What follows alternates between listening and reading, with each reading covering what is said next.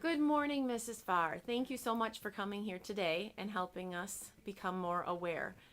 What is the disability or illness that you are going to be talking about? I'm going to be talking about Down syndrome because my daughter, she's 28 years old. Has Down syndrome. She was diagnosed when she was a baby.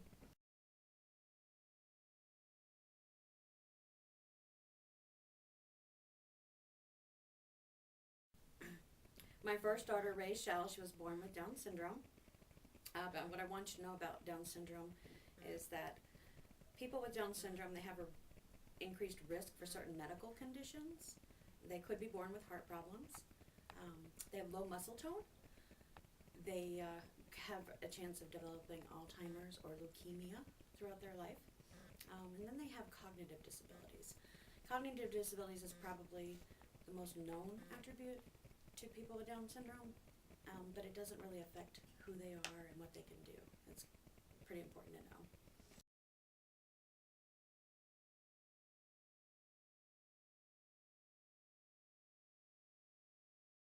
People with Down syndrome, they're born with slanted eyes. Sometimes they can have a line that goes completely across their palm. If you look at your palm, you'll notice that you have lines that split off. Children with Down syndrome can have what they call the line that goes all the way across. They also, their toes, their big toe and their toe next to it can be spread more. They have low muscle tone, which is why it's harder for them to participate in sports. Sometimes they can have an issue with their neck where they require a x-ray to even be able to participate in sports at all. Some children, if they have this dislocation in their neck, they can't participate in sports. With my daughter, Rachel, she did not have any of the heart defects. She didn't have the problem with her neck. She has all just the common characteristics of a person with Down syndrome, the slanted eyes, the palm, the feet, and then the cognitive delays. People with Down syndrome can also have other issues like thyroid disease. My daughter specifically also had something called Hirschsprung disease, which means her colon did not work when she was a baby. But the important thing to remember is that anyone with Down syndrome, they can have varying degrees of different things that are wrong. And you just deal with them with the medical changes in the world today. Children can now live to be as old as 60 and 80 years old with Down syndrome. The medical field has really, really advanced for people with Down syndrome.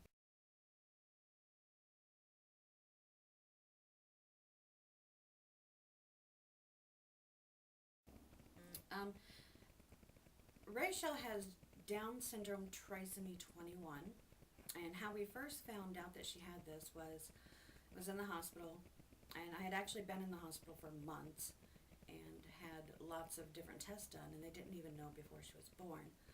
But they had, as soon as she was born, taken her right away. They didn't give her to me. I thought that was odd. It kind of scared me.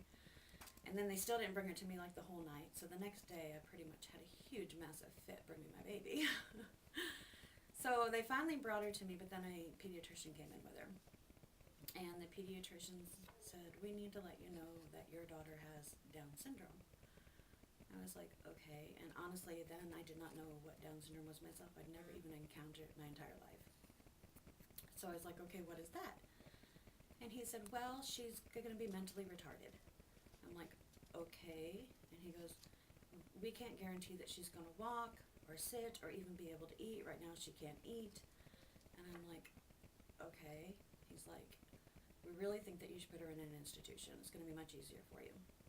And I said, no, I don't think so. Give me my baby. So he apologized and left, and later a genetic therapist or counselor came in, and we had went through a lot of genetic counseling because of different things running in my family, and we just had a big laugh, that, wow, we didn't expect this. But it was like no big deal for me and my husband. It didn't bother us at all. It was just like, you know what, she's my little girl. I love her. I don't care what problems she's going to have. I'm there for her.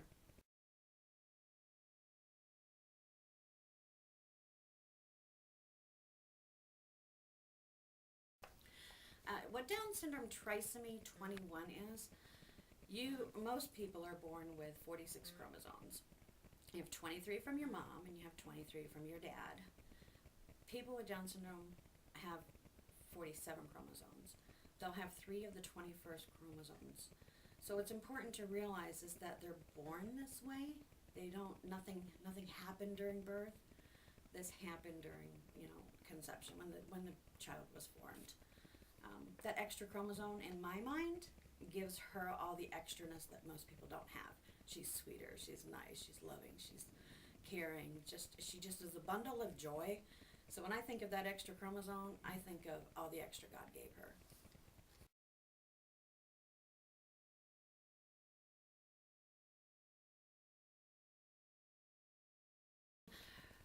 This changed my life because initially I didn't realize how strong of a person I was and what I had in me to be there for a child. Initially having a baby that early, you're pretty insecure.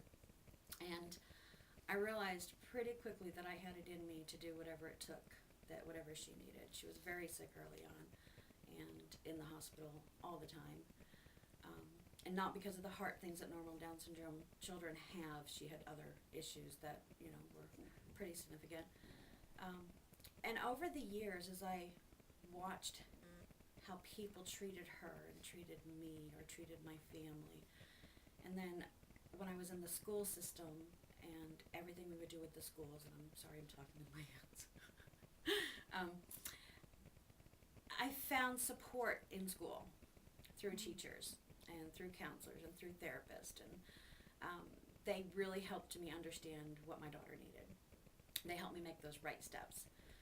And back in 2009, I decided to change careers from a web developer to being a special education teacher. So that's a huge impact on how it's changed my life. Personally, a big, huge career change because I want to help others that have disabilities or issues in life. That I want them to know that they can overcome their challenges and see their potential.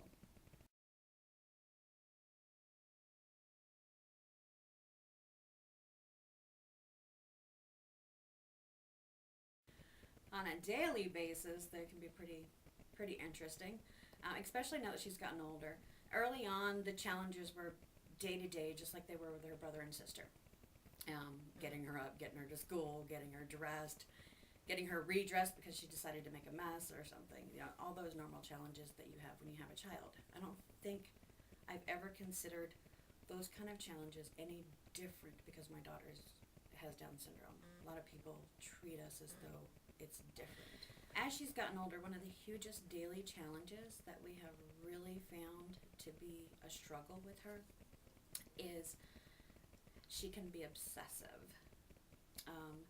And all the way through school, it's been a challenge to try and get people to realize that your behavior around her is so important because she'll mimic what you do.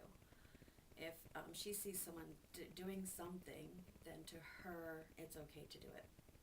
So it's been a struggle telling people, don't throw your pencil across the room, and because she's going to think it's okay to throw your pencil across the room. Don't to think of all the different things, and I could come up with tons, but you got to be very aware of what you do around her because she can mimic it. And now that she's gotten older, it's gotten to the point that even with television, if she gets involved with TV shows, then she can obsess and become part of that world.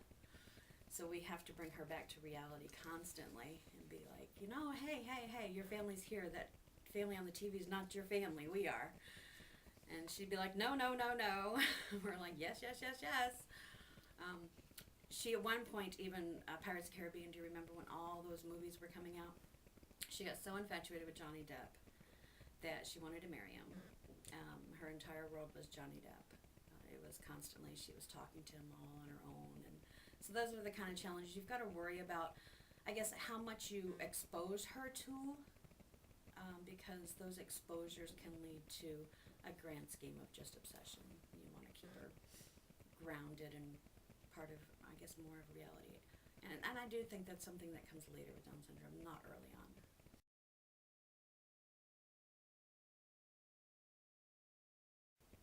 People, sadly, and I'm going to try not to cry because it has been really hard. I've had so many people just come up to me and tell me they're sorry. And it's just like, why are you sorry? This girl, this daughter, this Rachel is the best thing that's ever happened to me. And don't ever be sorry that God gave her to me. Um, and I know where they're coming from because they just don't know. They're not aware. They don't understand. A lot of people, especially older generations later than me, still fall on the belief that children with Down syndrome are mongoloid, mentally retarded. They should be in an institution. Because way back, that's what people did. If your child was born with Down syndrome, they were sent away. And actually, about the time that I had her in 1987, it was still new to even keep a child with Down syndrome. So I think back at that point, and then I hear people telling me how sorry they are, and I look at how Rachel has touched so many lives since then. Those same people that say they're sorry now love her and adore her. They think she is wonderful, and it's the best choice that we ever made. Was I should say God ever made, giving her to us.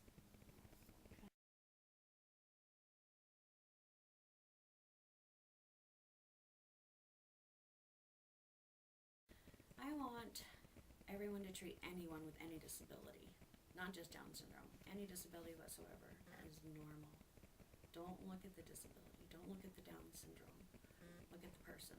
If you meet someone that has Down syndrome or any kind of disability, see the person and not their disabilities. See their potential. Include them. Don't exclude them. They just want to be like everyone else. They want sleepovers. They want birthday parties. They want to play in sports. They want a friend to talk to. They want to eat lunch beside you. Get past that fear of not knowing anything about them and just go up to them and get to know them.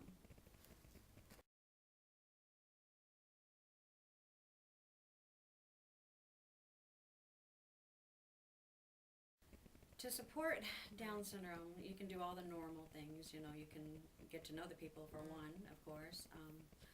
You can raise awareness by talking about it. If you know someone, be a part of their life. But the biggest area that I feel support needs to go in Down syndrome is there's not a lot of research going into it. Initially, when it was diagnosed by Mr. Downs, and that's why it's called Down syndrome, there has not been a lot of research since then.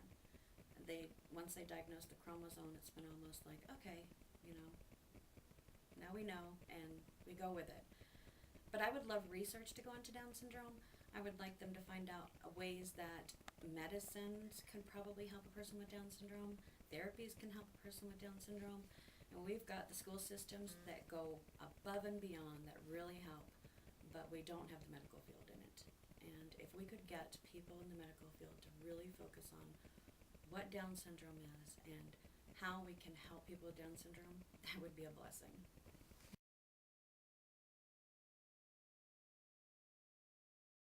Yeah. This is Rachel. This is her graduation picture. She was very excited to graduate. She has her mama's face. Can't tell in this picture, but she even has her mama's freckles.